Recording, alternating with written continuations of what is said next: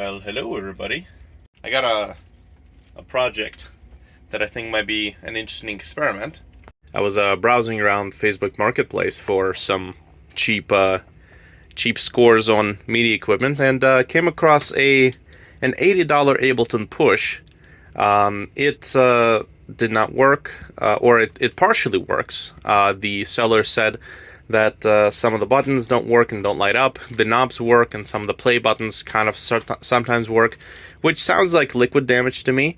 And I figured, okay, well, it does turn on apparently, so maybe it could be a simple fix. Kind of generally looking at my experience with any sort of liquid damage stuff, if it turns on, it's a pretty good sign, right? So who knows? I kind of wanted to quite literally just buy it so I can take it apart and see what's inside. And you know, if it's a simple thing as cleaned up set contacts, replace some ICs, then we get ourselves an Ableton Push for a relatively low price.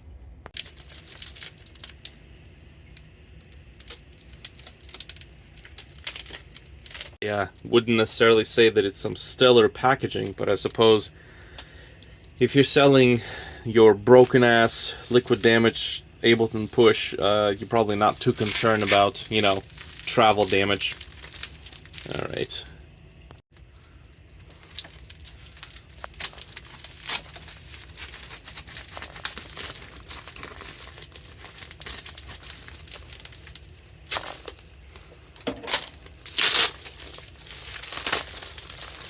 Dear God. Oh, Jesus.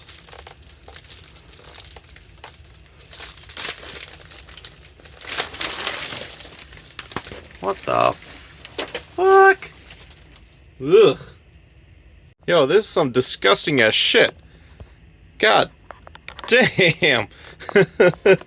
What are the chances that's just oregano? Huh? Probably fucking none. Oh my God, what did this guy got? Bed bugs? He's a bedroom DJ with bed bugs. DJ Syphilis. Fucking hell.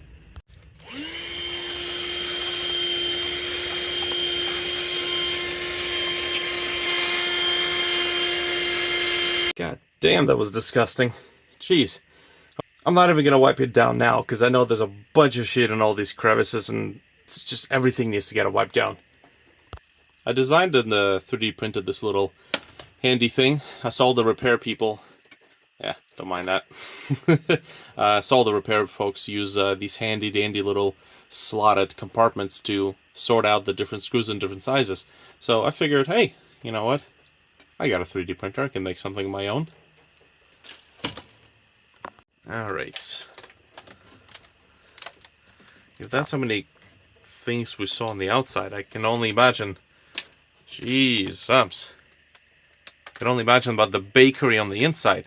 Oh, god damn. This thing got the packaging label glued to it. Man. Actually, it looks like somebody already tried to open it, because a whole bunch of screws are missing. Well, that's unfortunate.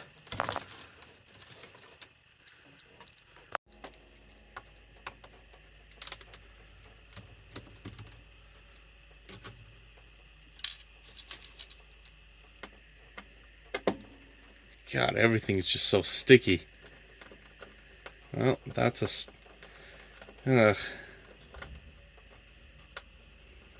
stripped thread, if I've ever seen one.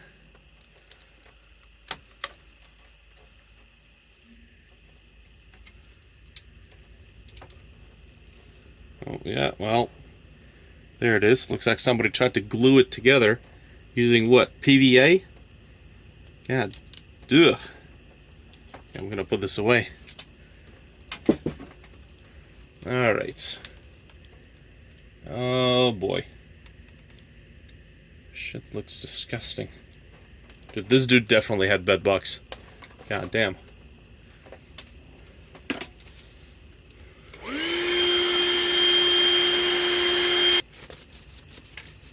This one looks more fucked up than I thought it did. We've got a stripped screw right there. We've got, geez, a whole bunch of screws missing. We got stripped one right here. Bunch of gunk everywhere. God damn. Well, I mean, I suppose if you're in a repair, they can't always be pretty. As a matter of fact, most of them have even worse stuff inside of them. What is that? Is that our first culprit?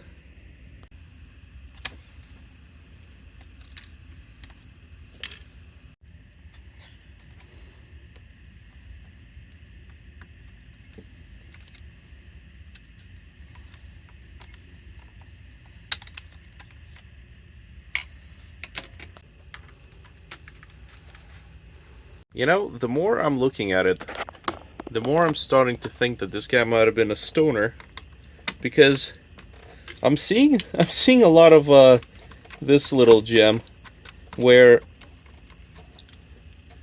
he's used these flat tops to screw in the PCB back to the mounts, when the flat tops are supposed to be used for the back panel. Oh, geez, excuse the jizz stains. I'm just gonna avoid that right there. There we go. Look at that. It's supposed to be nice and flat. Dude, this guy's actually retarded.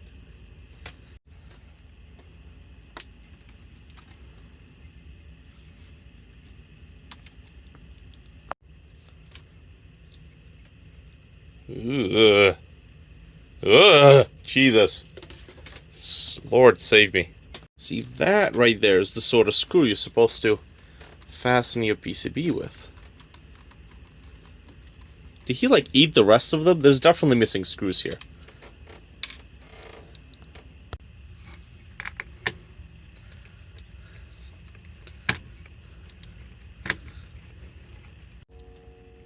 Why are all of these different sizes? What in the shit?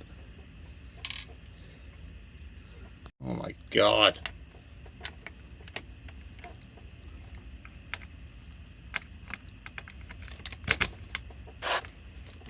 Don't flex on me now.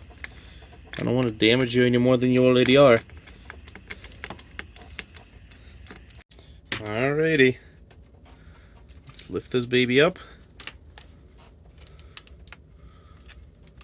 We got some resistance. The stickiness. What do we got? Yeah, USB port, power. I mean, technically, you should be able to slide out like this way. Whew. Okay. I should really wear gloves, but I think it's too late. Whatever the heck is on this board, I've already contracted. I'm patient one.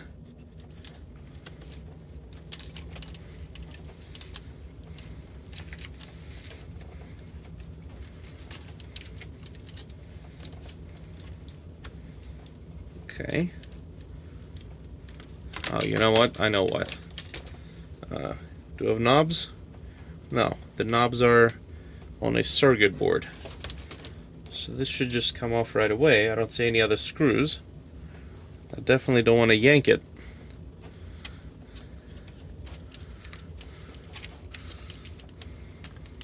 Oh, okay. Hey. Oh. Okay. Oh. Oh, oh, God. Lord have mercy. Well, that's definitely, looks like liquid damage. The fuck did it spill on this? Acid? Jeez.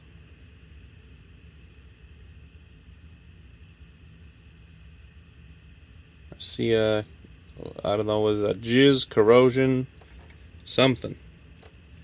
Alright. Well, he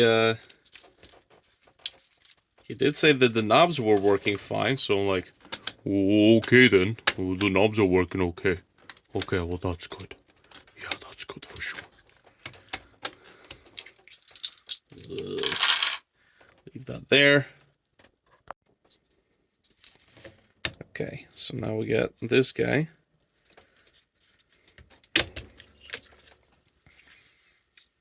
Well, at least they're nice enough to use the alpha pots. Are these alphas? They look like alphas. Yep, alpha.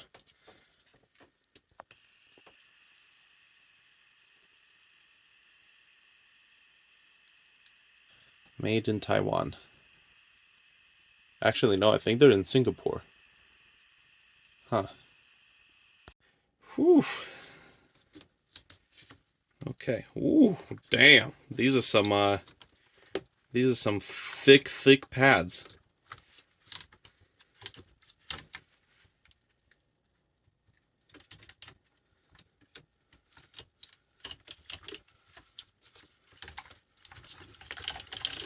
Whoa.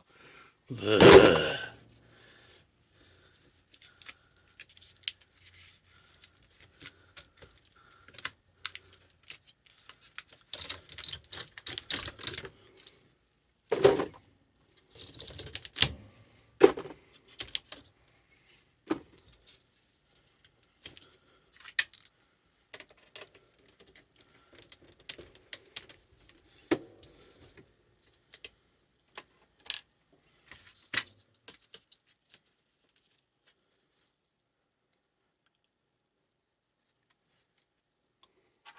Well, if I hadn't seen some stuff in my disassembly of music gear career, I would be fairly convinced that somebody had took a shit on this thing. Now, we've got, I believe we got, oh, hold on. Should probably take this off. Nice little acrylic screen. Seems relatively unscratched, more or less. I'm gonna have to wash the shit out of this. God damn, this all could be a moot point either. Like, this might just be all for nothing. The electronics might not be recoverable, but you know what? Whatever. Let's give it an honest try. Oh man, you should have heard the clunk this thing just made. I wish I was rolling. But, what is this, whipped cream? This doesn't look like adhesive. What the shit? God. I'm actually kind of concerned. What is this, Vom Vom? Ew. I need to really get this thing off.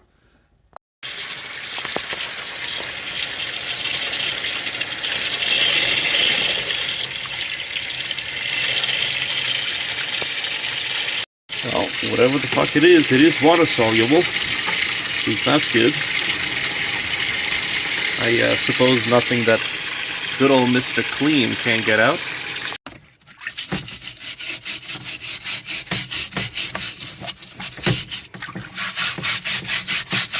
Granted, it's going to be a better demonstration when I'm not holding a phone in my other hand. Alrighty. Rinse, rinse, scrub, scrub. It's not looking too bad. Now, I gotta say, this isn't the fault of the seller, but Akai tends to use this shitty plastic that tends to turn into this mush. It's like whatever finish they like to use, whatever this grippy finish, just turns to absolute shit over time. Ugh. You know, come to think of it, I think that might actually just be dead skin from what I presume are months and months of fingering and molesting this thing.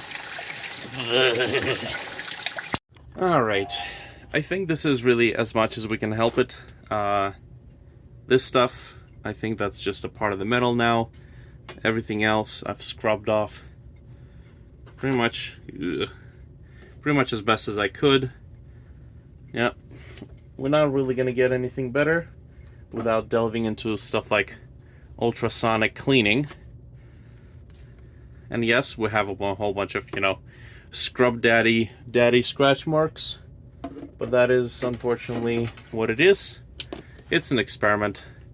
I'm more interested in seeing if I can get this to work. I have scrubbed the living shit out of this. There's still this film.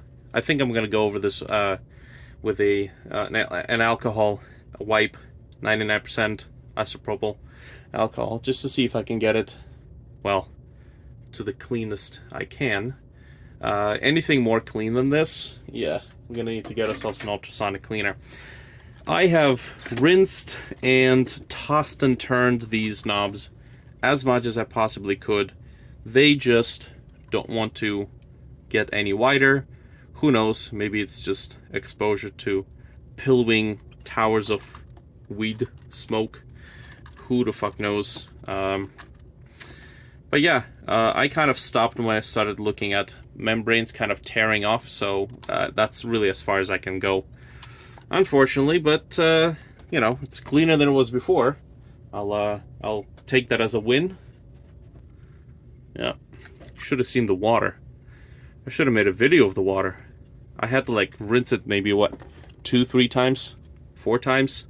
Just dump the water and start all over again. All right, I'll hang these out to dry. All right. Now, technically, we should be able to see if this thing starts up, launches up, without even having the buttons and all the panels on top. Oh god, I really wish I had an ultrasonic cleaner. I've seen some pretty serious jizz stains get scrubbed right off.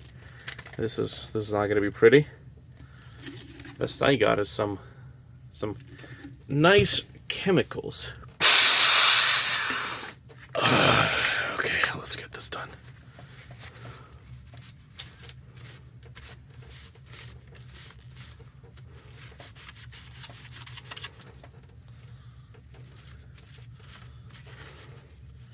I don't want to knock off one of these LEDs.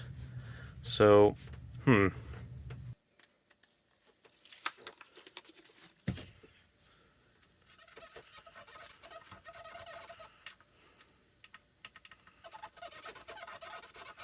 You know, looking at it now, I can almost tell there's an underneath layer here. And whatever this shit is might have actually gotten into that layer. Because, yeah, it's in there alright. Yeesh. Speculation, but I'm kind of hoping that the alcohol will seep in. You know what? I just realized this film peels off. Ooh-wee. Oh. Oh. God. All right. Well, we've signed up for it. It is literally the entire purpose of this whole endeavor is to experience this. Oh boy. Let me actually double check something. Here's my cheapo microscope.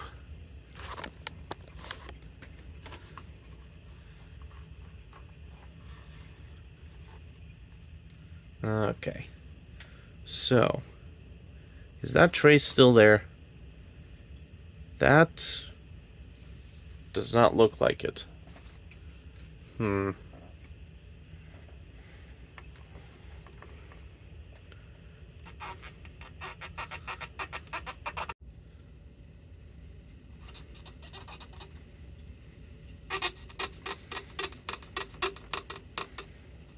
me just double check this.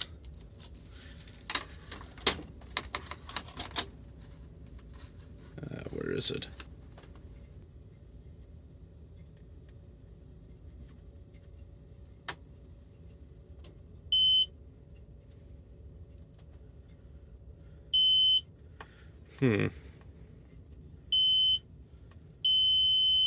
Now, that means there is a connection, and technically, you can see that the trace starts right here, and it goes down, down, down, down, down, down, down, down, and then here it doesn't connect to anything.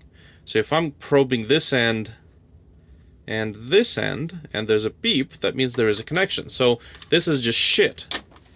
This is not destroyed. Now, I mean, if you kind of look at this, that could probably explain why there is no connection. So you know what?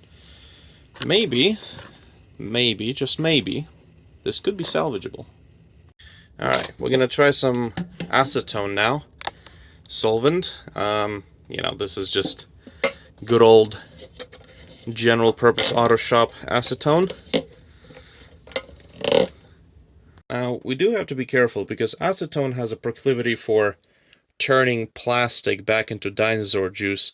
So we're gonna have to refrain from basically jizzing it all over our work area.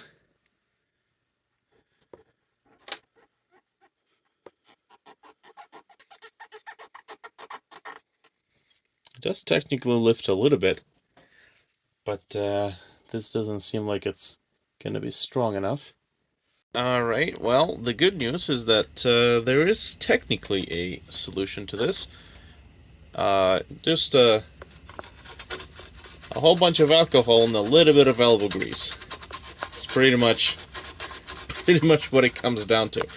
God, please don't knock off that LED. Oh God, please don't knock it off. Honestly, don't know if this is in any way, shape, or form effective, but I've grabbed a piece of Kleenex towel, napkin, drenched it in alcohol, and just overlaid it on top of these contacts. And yeah, just let it sit. Let it sit and let it maintain that contact with alcohol.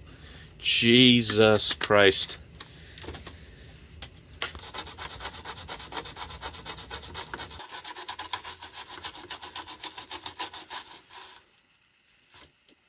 You know what?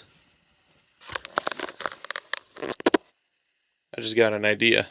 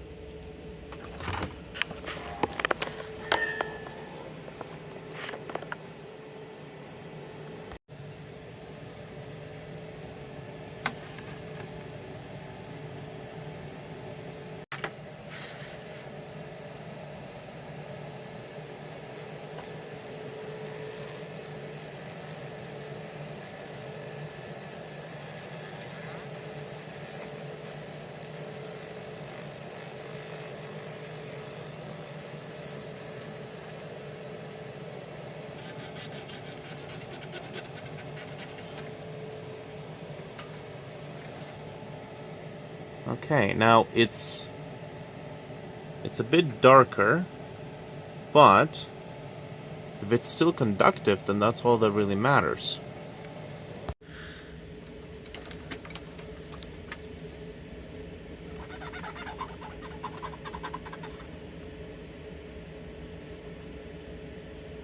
Huh. The reflection really throws it off. It looks like shit until it's got something to reflect.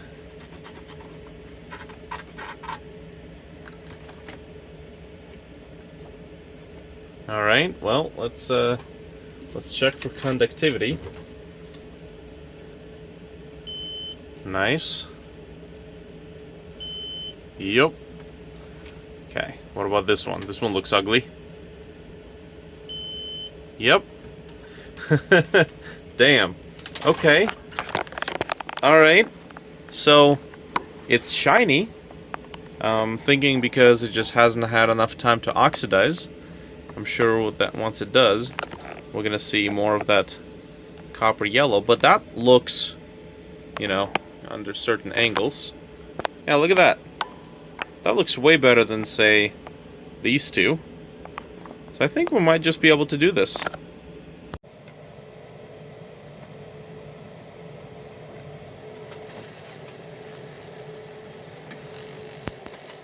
You know what? I can tell you this. Once we blast it a couple of times, the laser may not necessarily remove the dirt and grime, but it does make it actually very malleable to be removed with alcohol. So we have a system. We have a system. I'm sure that somebody else out there has been using a fiber laser to, clean contacts and get the gunk off of stuff. I've seen people decap ICs using a fiber laser. But yeah, this actually looks very quite nice and clean. That's pretty damn good. All right, let's keep going.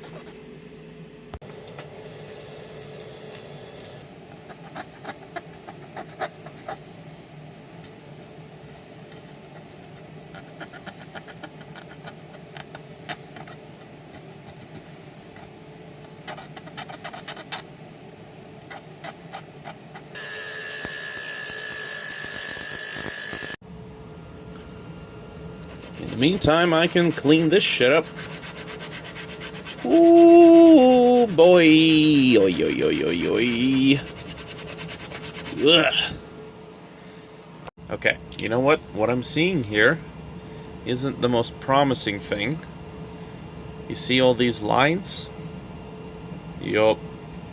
I think these are bits and pieces of this resistive pad, and that I think is what got left over on the traces.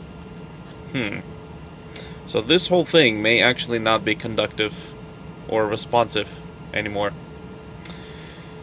I guess we'll see. I haven't found any replacement parts for this thing, so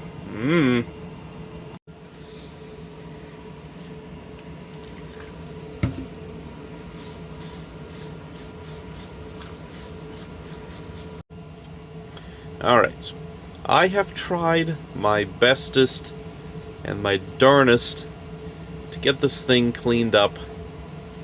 I got the gunk off of it, but you can see that there's extensive damage.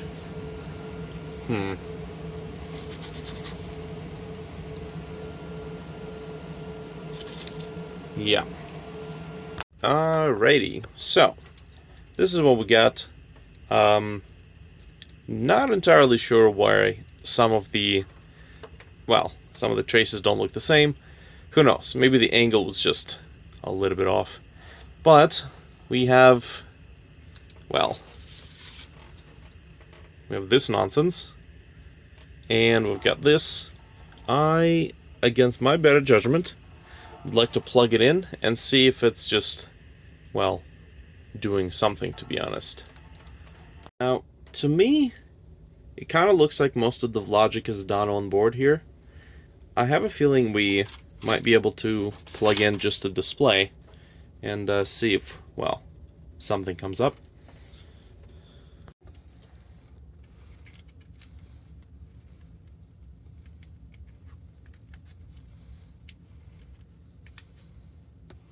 Alrighty.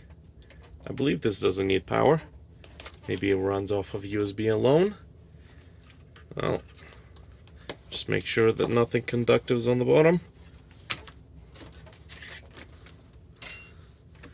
Alrighty. Oh, I see something. No devices. Press browse to add a device. What? It does actually do something in the software. You can see that little button? Yeah. It's sending some information. I could, hypothetically, do something like this. Okay.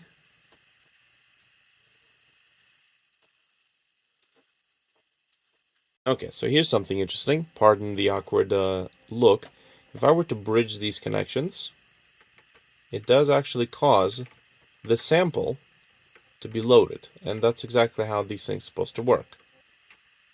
Now that's all fine and dandy, but honestly, if it doesn't work with this, then we should keep looking. Oh, it actually does. What the heck? Hold on a second.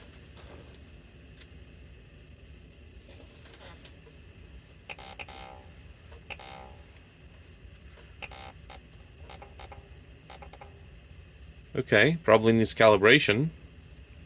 Alright, now I'm gonna double check something here. So, this LED right here. 1 volt? Really? Huh.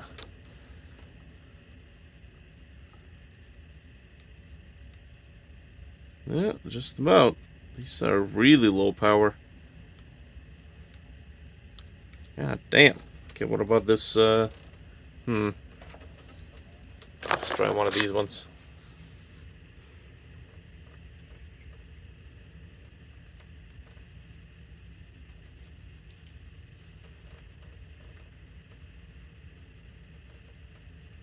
.8. Okay, that's almost 2 volts. The blue and the green ones usually take up the most. These are RGB. Okay, this one, the orange one, 0.5. Okay, now logic would dictate that all of these needed to have some sort of a backlight on them. I would imagine that's the case.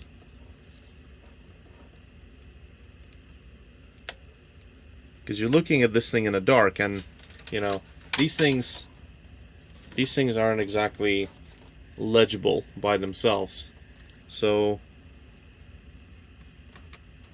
you know, we're looking at that basically being your primary source of illumination for these lights. That's not very good. And I'm pretty sure that at this point everything here would have to have a backlight. Because you can't really see anything. It's technically only 3 tracks in Ableton right now. As you can see, 3 tracks, so does it only display the LEDs for the tracks that exist here? And I'm guessing this would be send A and B, and then we can navigate left and right to select more. Can we? I would imagine that's the idea, at some point at least.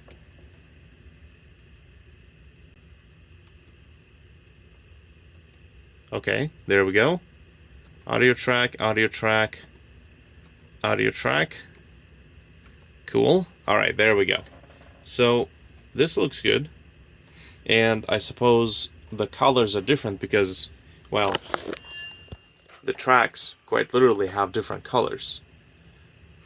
What if I change this to, let's see, to be like white? And this one would be, let's do red. Okay. What do we got here? Nada. Still the same color. Okay, so what I'm observing here is that the pad technically works, but only if I interact with it, well, using tweezers, which is not exactly all that useful. Alright, I'm gonna try to do one last test, and that would be to see if all of these LEDs are actually working. So we gotta make sure that we're in session mode, and we gotta make sure that we're not shifted anywhere, which, to be honest, I have no idea how to navigate Ableton. This is gonna be my very first experience with it. Let's see, we got volume, we got device, this devices, that's volume, and then we got session, right? Which I know where you are. You're the session button. Come on now.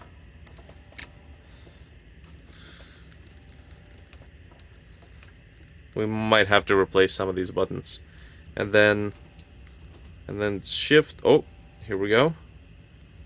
And then we go up.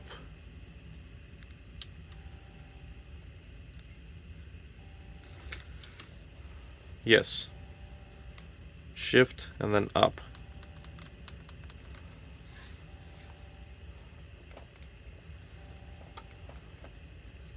Okay, and I'm gonna see if I can populate every single one of these with a clip so that I can check if all of these lights are working. Alrighty, and you know what? That's looking pretty gosh darn good. Everything's lighting up. We still have a few of these tiny LEDs that are kind of messed up. This white one is half dead. That one, yeah.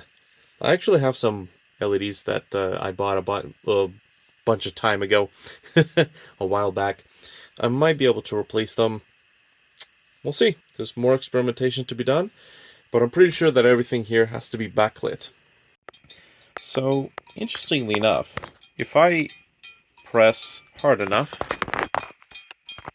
it does actually switch.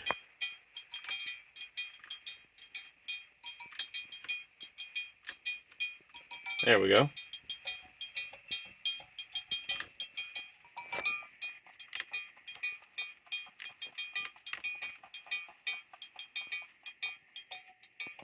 So, the connection seems to be there. It's just a matter of conductivity. Which, of course, you know, if we take a look at this, this is not exactly the best conductive work. I tried to use a pencil, because pencil is made out of graphite, and graphite is exceptionally conductive. So tried to restore something along the lines of conductivity here, but I have a feeling, oh yeah, you can see how transparent that is. I have a feeling that we might have to put together some impromptu conductive paint. Maybe we can still restore this.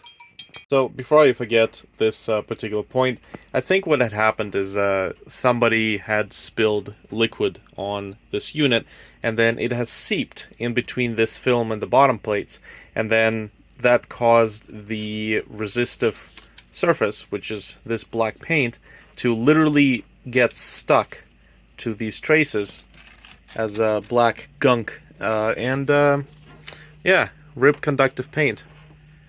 Look at that. Jeez, subs. So, it looks like we're gonna have to either source a new one of these or find a way to repair this.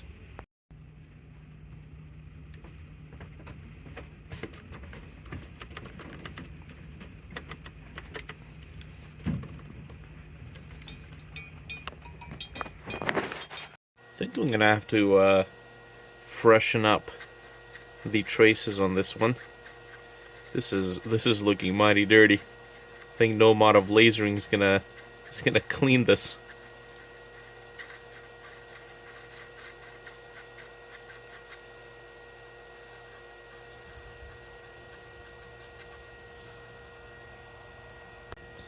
So we just have a nice flat tip. We'll give it a little bit of flux and have at it.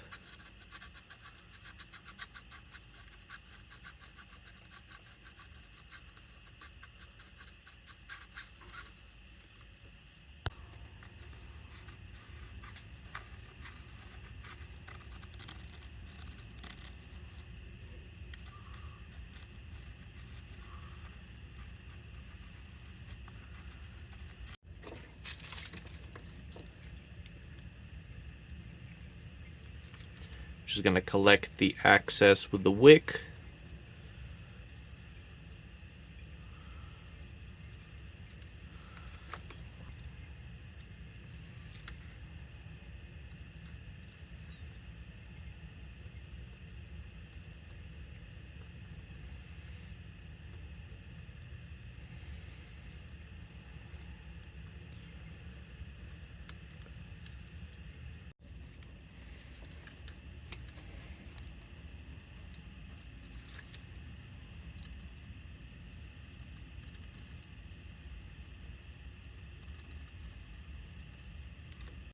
Alright, this looks kind of dumb, but this is an exceptionally limited and very cheap microscope. Well, I'm not gonna call it a microscope, it's just a scope. Just a sk. But, you know, with a little bit of finesse, I can still see if any of these traces are broken. And so far, anything that was, anything that looked like a gap turned out to be, just a little piece of shit. And, the trace is totally fine. So far. This is, not the most comfortable way to do it. But you know what? At least I don't have to squint. Alright, let's see here now. Ooh.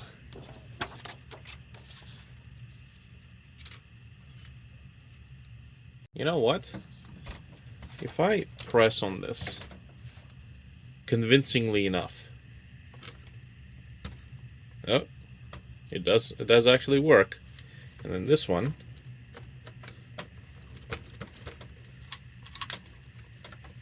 I think if I maybe if I grab a different pad, something less broken, like this one here.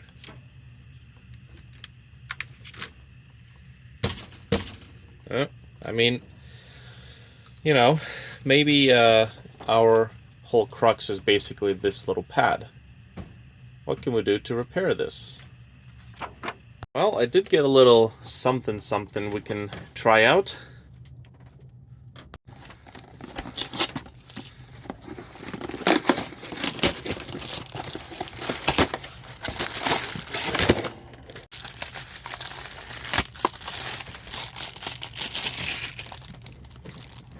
There we go. Total Ground Carbon Conductive Paint from MG Chemicals. Danger: may cause drowsiness or dizziness, highly flammable liquid and vapor, causes serious eye damage, may cause an allergic skin reaction, suspected of causing cancer. Well, that's when you know you got the good stuff.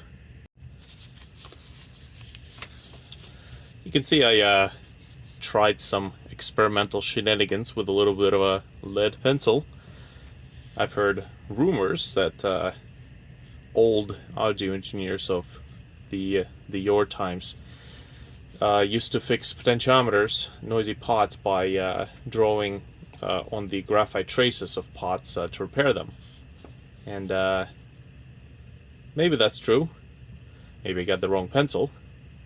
Or maybe they're just fucking with us. You know, keeping the old humor up and running. I'm just gonna try this on the top left two pads.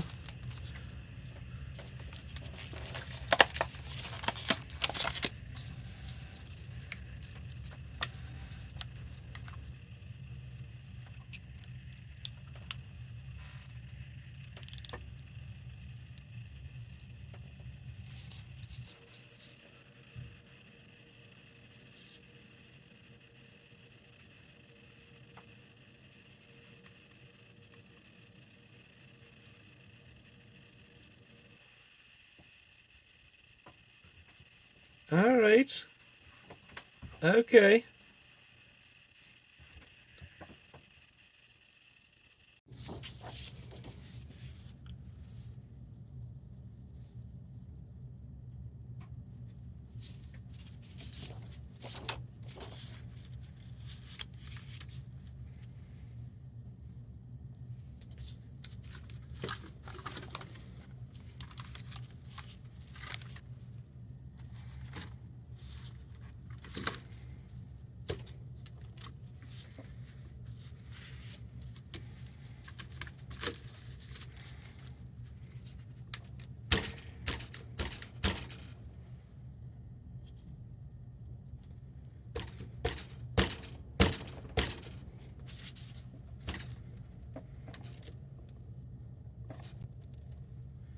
Well, I mean, it's a little finicky. But then again, maybe this device goes through calibration every time we turn it off and on. So if I do this, and then this, with the pads already in place, maybe it's going to calibrate itself. Let's see. Session? Where's the session? Here's session. There we go.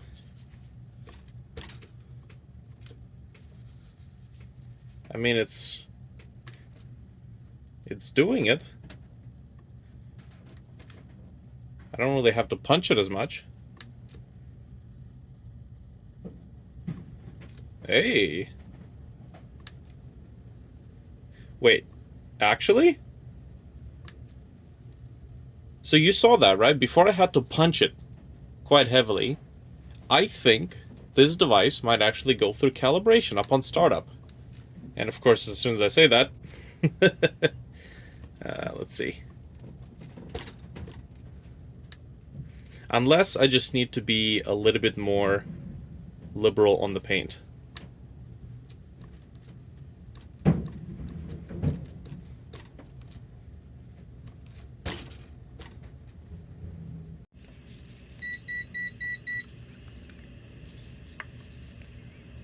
Let's just try double up on the layers.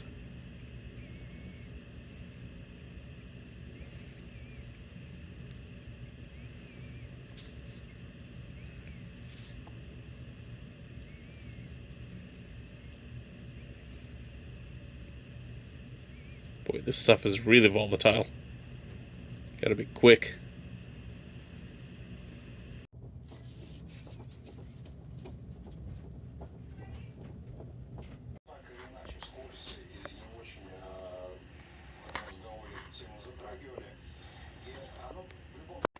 Alright, so you know what? I've been at it for a couple of days, and it's really weird. So, what have I done so far? I have taken this thing through a few weird paces.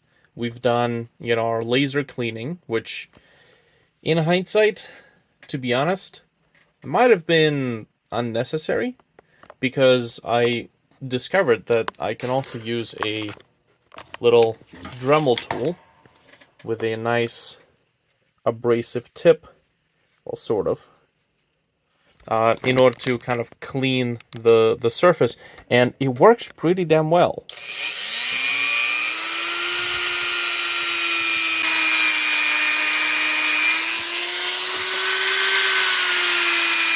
Some of these pads look deceptively dirty, but that's just because the weird camera angles may sometimes have them reflect not quite right. So they look dirty from this angle, but they look perfectly shiny from this one. So I've done laser cleaning. I've done cleaning with a Dremel tool. I've also gone over some of the pads using soldering iron to try to I don't know, try to reestablish the conductivity of the pad.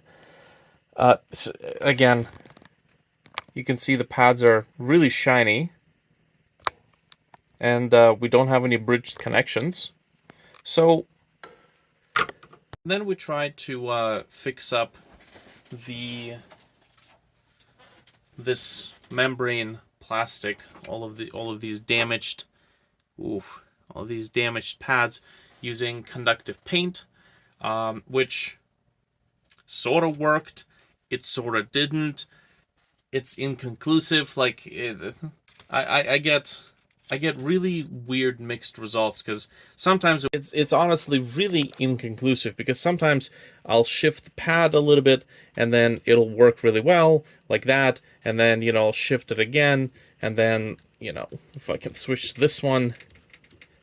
Well, this one worked, and then I shift it, and now I can't really. There we go. Maybe you gotta strike it or something. So it's not really responding. It's not really responding in a consistent fashion. Now maybe it's because you have to strike it instead of like push gently. Maybe the software inside is expecting a rapid spike in conductivity. But of course, that's a big fat nut. Whoop. There we go. If I go ahead and overlay the pads, there we go. Okay, just jostle that into place. Yeah.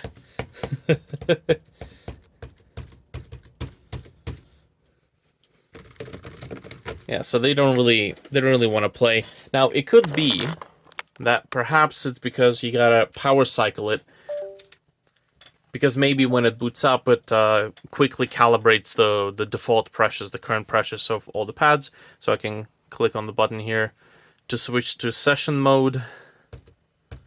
Yeah, well, that's a big fat nada. So, yeah. So, as of this point, I only have one more thing that I can try, and that would be this. This is a semiconductor material called Velistat, or Velistat, I think. I can't quite recall what it's properly spelled, but basically, it's the sort of stuff you find in pad controllers on the back of the silicone pads. This is a really, really cool material, and this is what I want to try to use to, I don't know, like mess around with building my own Linux-based MPC, type solution that's a bit more open source and available, and you're not gonna get screwed over if you, I don't know, break your pad controller and then lose your projects and have to spend another $700 on getting them back. Right. This. I'm gonna see if I can maybe cut up a couple of strips of this stuff and overlay on top of the pads. See how that works out.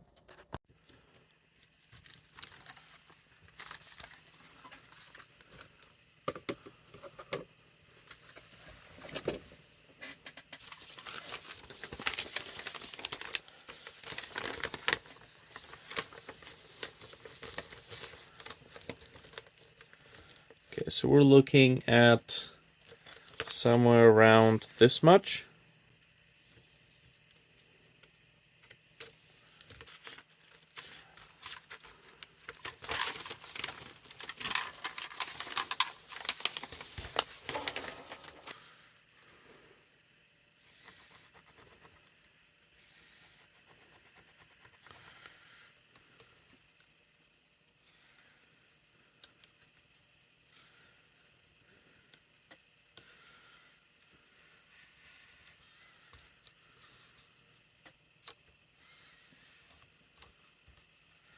All these pads.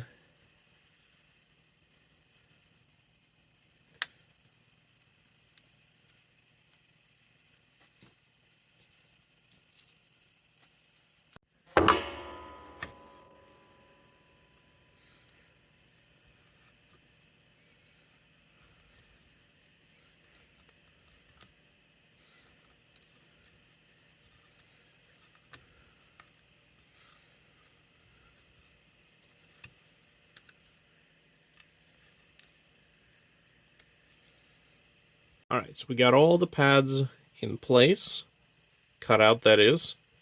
Now we can actually deposit them. Oh, well that's a... Oh, hold on. That's a good sign. Interesting. Okay, alright.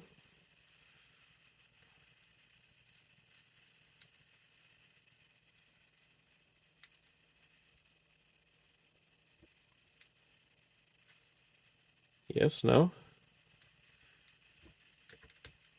Oh, I mean it... Sort of. See, it sort of works. Alright, let me just lay down all the rest. Okay. Oh. Interesting. So it works if you rub in the pad. I suppose that increases the surface contact. There we go. A nice firm contact. Let's see.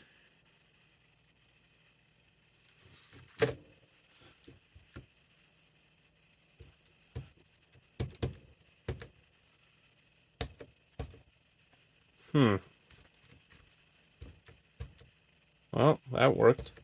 This one worked. Hey, look at that.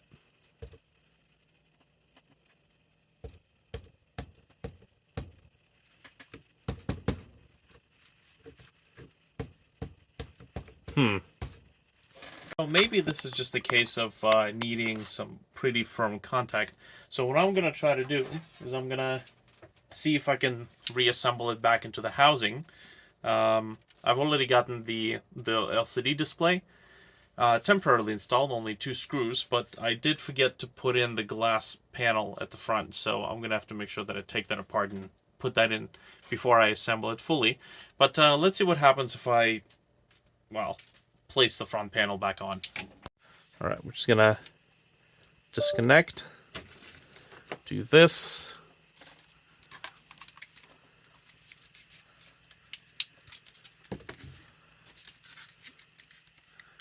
These membrane buttons are going to be falling out. I can already tell.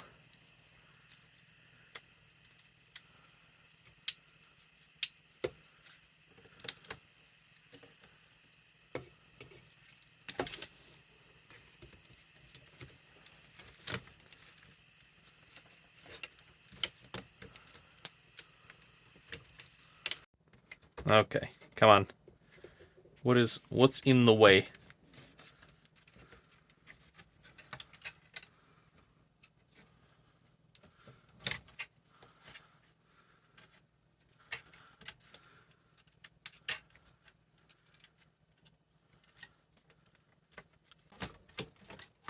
There we go. Jeez. That took a while. Now everything's falling into place. Okay. Looking good. Let me just fasten this thing in place real quick. As a matter of fact, no. Let me peek to make sure that all the pads are still where they're supposed to be. More or less, yeah. Okay. I might end up having to press them against this to keep them in place. Okay.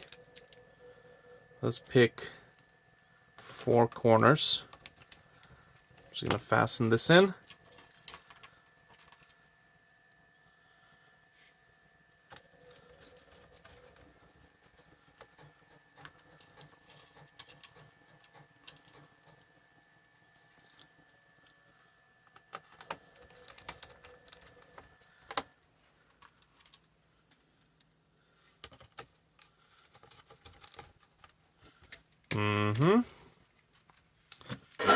Ooh.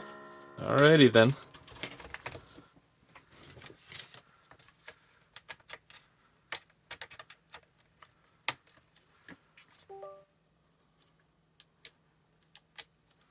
I'm missing these buttons here. Okay. No display, but I think that's fine. Session mode. Oh. Okay, this one's still not running. Bottom's working. This one's working.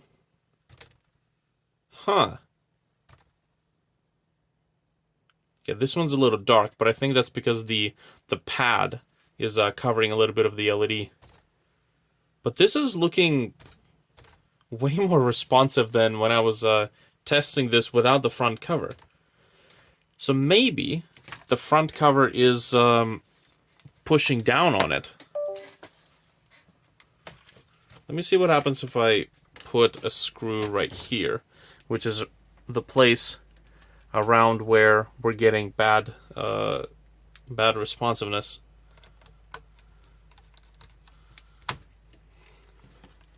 Might have to take a look at my screw stash to see if I can find something I can use.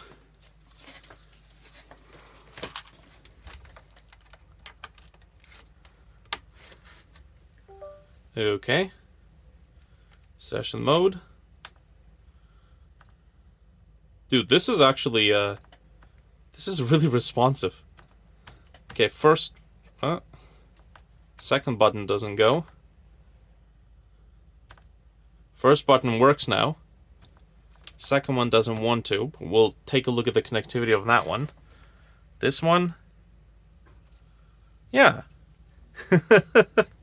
It actually works.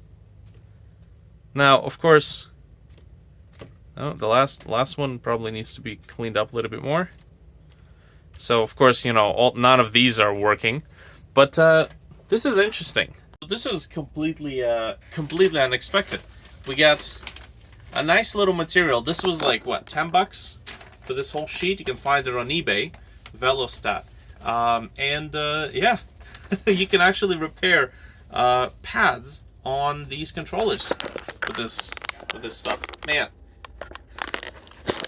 this is actually awesome. Cool. So, I suppose now comes the annoying part, and I basically have to repeat the process for all of these pads. Now, I gotta say, I'm kind of wondering if I will have to do the whole soldering and then cleaning up of the pads for all of these rows. So what happens if I, let's say, cut up a bunch of these and place them on the second row? And, you know, I did clean up the pads with the laser and with the Dremel tool a little bit, but let's see if I can bypass having to solder the connections. If not, then, it's a little bit of extra work. I think the achievement of actually getting it to run and bend to my will alone is super, super freaking cool. Okay, this last button I also need to take a look at.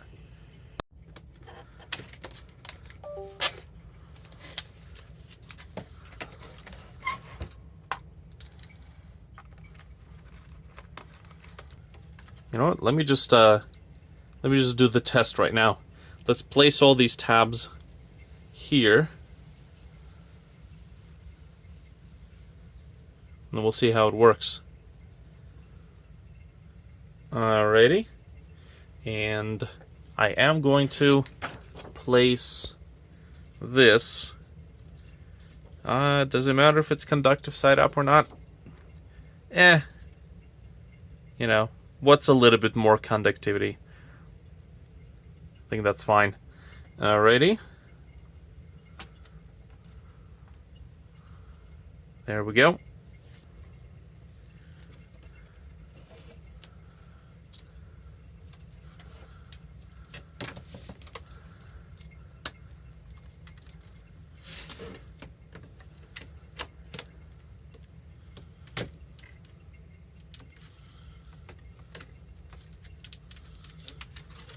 Oh.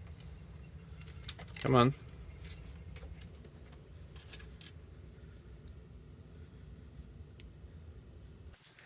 Moment of truth.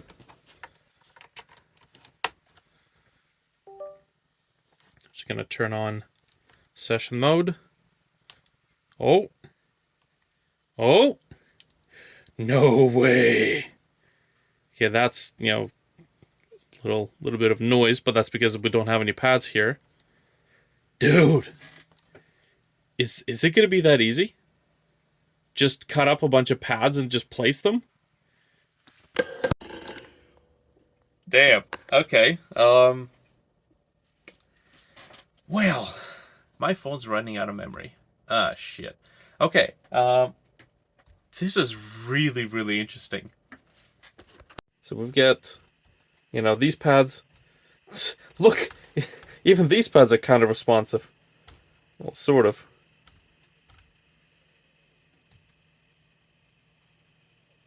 Yeah. Oh, yeah. Okay. This is quite fascinating. All right, so let's see about cutting up a bunch of pads for all these things. You know, this is curious. The first row is actually working right now. Now, the only difference is that with the first row is that I had actually painted. Oh yeah, there is some glitchiness, however, here. It's getting false positives on the first pad. The only difference between, say, all of these and the first row is that the first row was painted. The membrane had its conductive layer painted over with, you know, conductive paint. So maybe the stuff is actually working, but it's not working 100%. You know, this, sure, as soon as I start demonstrating it, starts bugging out. Okay, I'm going to see about placing pads on all of these, cutting them out, and we'll see how that behaves. Whoa, I thought I was done for today, but check this out. So I did a little something something, and this time connected the display. It's actually displaying stuff. And check this out. Eh, eh, eh. Look at that. And you know what the difference is? I just left this shit out. And I'm only using the pads that I've cut out. This is pretty damn good. Like, I can use this in a studio, in a live environment. I think I could trust it. And if anything, we could adjust the sensitivity. If I press user and then adjust the threshold, I could adjust the sensitivity, let's say up or down. And that's global sensitivity for all the pads, which, you know, I'm not a huge fan of. I would much rather have a sensitivity per pad so we can calibrate it. But, yeah, man. This actually works.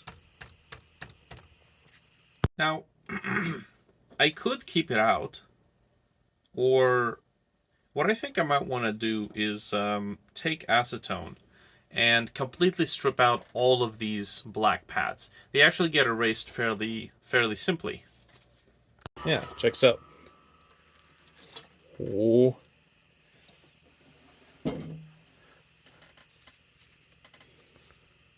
Yeah, check this out.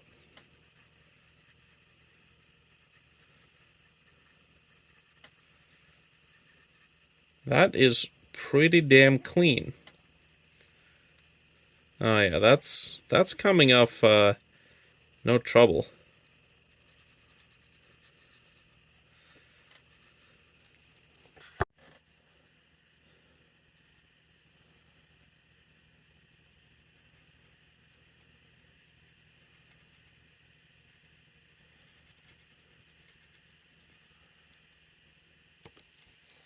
Now, I honestly think that this step is entirely unnecessary. Evidence to, you know, this thing actually working. But I figured there could be a benefit to cleaning this up and then placing it, and that would be just to have it maybe flatten and hold down the Velostat pads to the contacts. And yeah, I think that might be okay. We'll see how it works. If it causes it to bug out and glitch out and have a bunch of false positives, just, you know, open it back up and take it out, and we'll just be done with it.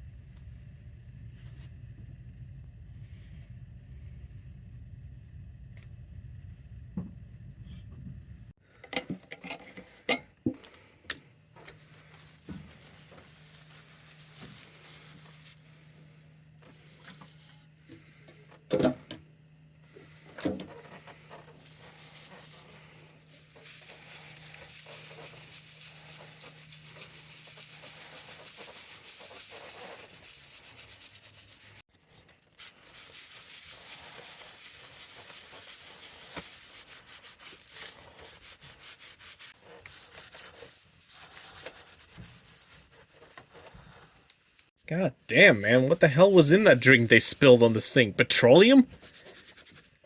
Jeez. You can't get this shit out. Oh well, you know what? That's fine. I think by and large, most of the conductive paint has been stripped off, so we shouldn't really have a risk of this closing any connections. And if anything, we're actually going to be using this other side, which is the non-conductive side. There we go. So that will be what lays on the pads.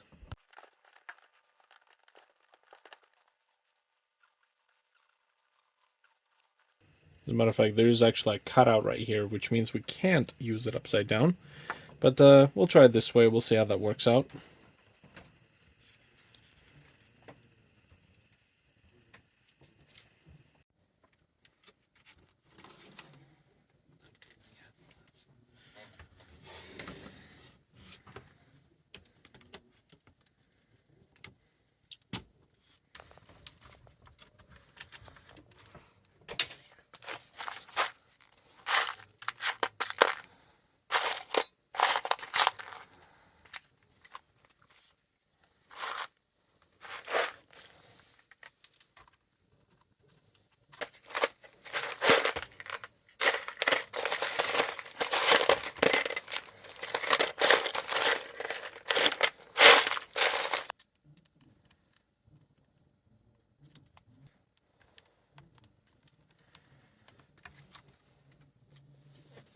Alrighty.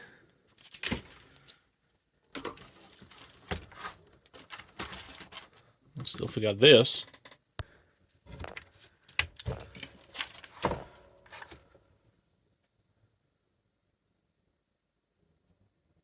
Okay. Oh yes. Turn it on.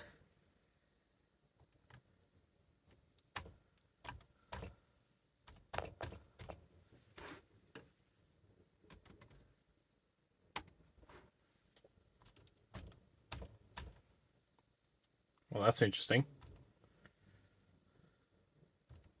Okay, so this works. That triggered that for some reason. Okay, that works.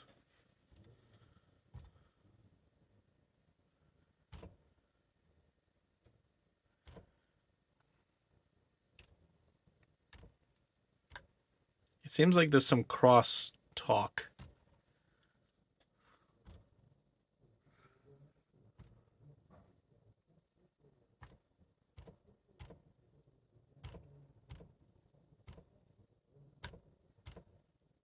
Seems like it's all kind of all over the place. Okay, so I suppose that would be the next challenge. How do we reassemble it without having all of this move around too much?